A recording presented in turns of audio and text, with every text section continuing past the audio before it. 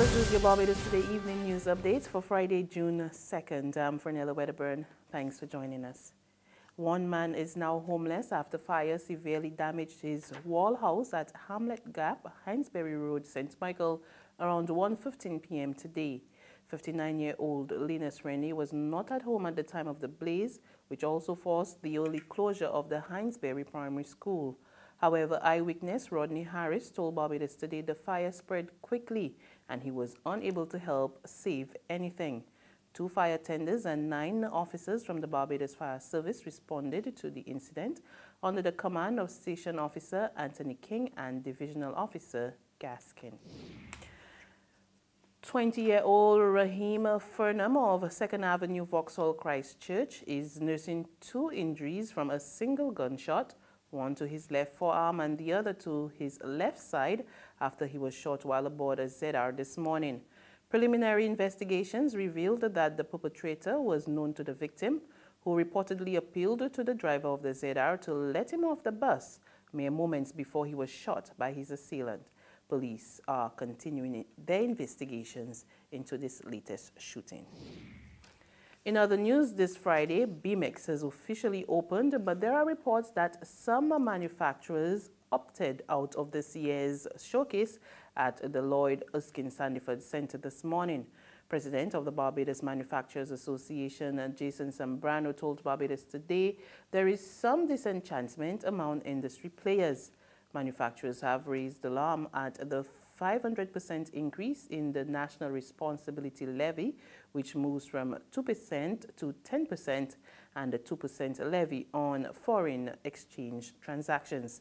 Zambrano, however, urged manufacturers to keep hope alive. I mean, obviously, coming out from the budget, they will have the individuals who feel a little challenged by what is coming with regards to the fiscal policies that we put in place.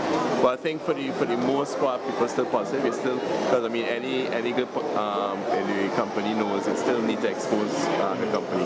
And it's during difficult times like this, the investment that you make to really get your company moving forward will redound to benefits when we will want the country to get on a more stable economic platform. The BMA president is hoping that government will keep its promise to consult on the measures, and he welcomes the opportunity for manufacturers to share their concerns. We welcome the discourse. We will use the opportunity to see what we can do to put the industry in a good stead for the future. I mean, obviously, our concern will be the long-term competitiveness of the sector, and really working and advocating that be considered in how the fiscal measures are put in place for the industry. A tight race appears to be shaping up in St. Philip's South constituency between incumbent Attorney General Adriel Brathwaite and opposition Barbados Labour Party candidate Inda Ware. When our news team visited several communities in the constituency, residents were undecided about whether they will stick with Brathwaite or whether Ware will take the cake this time around, and others were not sure whether they will vote. This is the pulse of the people. The only body definitely is down Dusa is vote. That's the truth. He's the only person that you see come back. Brathwaite come in here and say Brathwaite are tall in this district, a tall. And now we complain, say he want to get back here there. We worse off today than we were 20 years ago. I never really favored the BLP, but Lord, they got to get my vote. And look, Mayor Motley is not my favorite person, but her party will get my vote. So I will take a chance to Mayor Motley next elections, because not that the DLP, well, as far as I'm concerned, they're doing enough to get 3 terms. They get 2 and they restructure the sir, and I think that's their job to restructure. Well, I feel that the government got to change now. Yeah, I don't really care about Brathwaite, but I say I told a lot of people I care about my vote for the party. I vote for the because I never vote for the party. I vote from the time I come along. I was a Democratic Labour Party person. From the time I come along. Now be sure to watch the full edition of Pulse of the People on our Facebook page this weekend. In the world of sports, cricket action tonight at Warner Park in St. Kitts Nevis as the West Indies face Afghanistan in the first of 3 T20 internationals.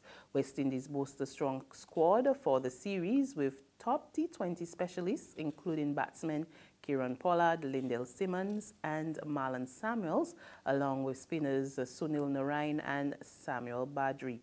Captain Carlos Brathwaite says his team is determined to get back on the winning track. Good luck to them there. There's regional and international news after this short break. Good morning, Phillips & Company, may I help? Oh, certainly. One moment, please. Miss Phillips? Yeah? There's a lady on the line from the Nation newspaper who would like to speak with you. The Nation? Will she go on? Well, they're trying to sell us some ads. Look, don't make me laugh this morning. Ads in the Nation? They're real expensive, and for what here, nobody ain't buying them papers no more. Nobody want to steal news. I hear reading Barbados Today online for free. So I tell she thanks for calling, but no thanks. We just advertising Barbados Today, families. Tell she is Barbados Today all the way. Okay, I'll pass on the message. Ma'am, are you still there? Oh, she put down. The Barbados Today, news you can trust. Regional news now. On day 2 of this year's hurricane season, a leading disaster official is highlighting the importance of disaster preparedness legislation.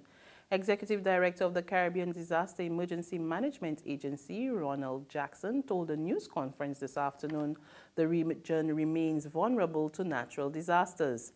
And in the case of Barbados, there are several areas where legislation is needed to boost the island's disaster preparedness efforts. Barbados remains one of the countries to implement the modern or the version of the model CDM legislation, the Model Comprehensive Disaster Management legislation. And in that model legislation, it does seek to address this issue of the role of all of the arms of the state in this process. And we have had to consider that within the context of legislation. One, as good practice. It's good practice, as we've seen in some countries. They talk about the ESFs, the emergency support functions, where they legislate which institutions in government are required to deliver certain services in support of the national coordination mechanism. But we've had to go that way, if I look broadly across the region, because there's great variability in the extent of the support that the national actors provide within the coordination mechanism. On the international scene, Ireland is all set to welcome a new Prime Minister. And not only is he the youngest ever, but he's gay. 38-year-old Leo Varadkar beat his rival housing minister Simon Coveney with 60% of the votes to lead Fine Gael, the biggest party in the coalition government. He will succeed Edna Kenny as leader of the centre-right party within weeks. Varadkar says he wants to build a republic of opportunity. Ireland is a wonderful country, and it is the kind of country that if people are given the opportunity to succeed, they can succeed.